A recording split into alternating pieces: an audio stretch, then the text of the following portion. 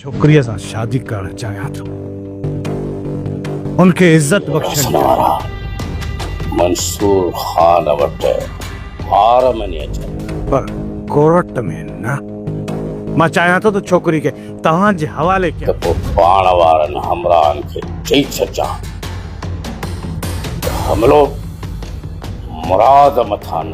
ऐं पंहिंजे रीतनि ऐं रस्मनि मुताबिक़ उन सां निकाह। खान असां खां हर हाल में इहा ज़मानत घुरंदो त कूंज जी ग़लती न करण जी सूरत में असां आदीअ जे ज़िंदगीअ जी ज़मानत खणूं। ऐं मूंखे पूरी पक आहे अदी ॿीहर अस्सलाम वालेकुम दोस्तों, आवां जो पंहिंजो अली हसन चढ़ड़ ऐं ॾिसी रहिया आहियो मुंहिंजो यूट्यूब चैनल ऐं फेसबुक पेज अली हसन चढ़ड़। ऐं दोस्तों ॻाल्हि कंदासीं अॼु ड्रामा सीरियल दौलाब ऐं हिकु नओं ड्रामो मज़ाहिया ड्रामो इश्क ओधर ते। ऐं हिन जी रिकॉर्डिंग तमामु जल्द थींदी, मुंहिंजे यूट्यूब चैनल ते रखियो वेंदो। उन जे बारे में ॻाल्हि कंदासीं। उन खां पहिरियों मुंहिंजे इन चैनल खे सब्सक्राइब कयो, लाइक कयो, कमेंट कयो ऐं दोस्तनि ताईं शेयर कयो। त दोस्तों ड्रामा सीरियल इश्क ओधर ते हिकु तमामु बहितरीनु ड्रामो हूंदो, तमामु ज़बरदस्त मज़ाहिया ड्रामो।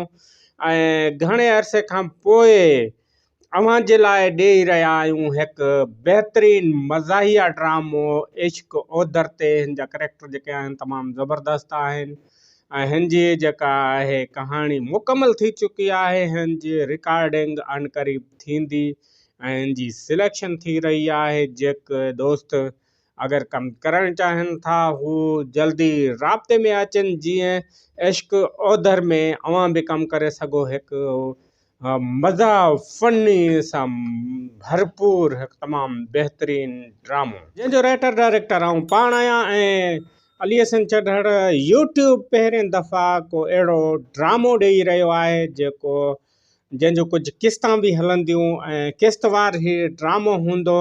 हुन जूं केतिरियूं किस्तां थियनि थियूं उहो अॻिते ॿुधाईंदुसि। ऐं हीउ तमामु बहितरीनु ड्रामो हूंदो ऐं दोस्तनि खे मौक़ो बि ॾिनी वेंदो त अचो अव्हां हिन ड्रामे में कमु करे सघो था। ऐं हाणे ॻाल्हि कंदासीं ड्रामा सीरियल दौलाब जी। ड्रामा सीरियल दौलाब हिन वक़्तु जंहिं मोड़ ते आहे उहो हाणे कूंज खे छॾाइण जी हर तरह सां कोशिशि पई हले।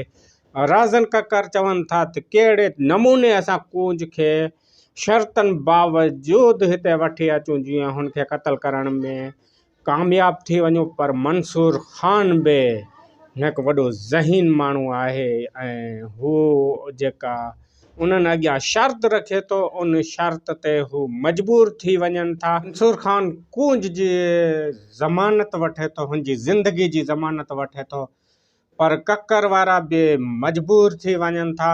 ऐं मंसूर खान उन्हनि खे चए थो त मां हुनखे पंहिंजी ज़ाल बणाइणु चाहियां थो, पर हिन ते कक्कर वारा चवनि था त ईअं ज़बरदस्ती तव्हां नथा करे सघो। हीउ चए थो त मां अव्हां वटि छोकिरी छॾे वेंदुसि, उनखां पोइ अव्हां वटि रिश्तो वठणु ईंदुसि। ऐं हुनजी माउ बि मंसूर खान जी साइण जेका आहे उहा बि छोकिरी खे सम्झाए थी त तूं हिकु दफ़ो पंहिंजे घर हली वञ, पोइ मां रिश्तो खणी हुते ईंदुसि। ऐं होॾूं कक्कर वारा जेके आहिनि उहे बि हाणे परेशान थी विया आहिनि हिन किस्त में। उहे चवंदा त हाणे असां कसम खणी छोकिरी मोटाए वठूं था, हुनजी ज़िंदगी जी ज़मानत ॾींदासीं, पर इहा छोकिरी वरी अहिड़ी ग़लती कंदी, मंसूर खान वरी अहिड़ी ग़लती कंदो ऐं मंसूर खान खे हाणे रंगे हथ पकड़े हाणे जेको आहे हिन खे न छॾियो वेंदो, हिन जो क़तल कयो वेंदो। छो त राइस शाहनवाज़ ख़ान जो फ़ैसिलो आहे, राइस खान शाहनवाज़ ख़ान सां हिननि जेको वचन कयो आहे उनखे बि निभाइणो आहे। पर हाणे राइस शाहनवाज़ ख़ान बि परेशान थी चुको आहे। हाणे हिकु नई एंट्री थी आहे, हिकु नवां माण्हू आया आहिनि, शफ़ीक लुंड जी एंट्री थी आहे। हू जेको आहे हिन ड्रामे में एंट्री कई आहे। हाणे मुराद खे मारण जो हुन ज़िम्मो खयो आहे ऐं हाणे मुराद ते ही जेको हमिलो कराईंदो।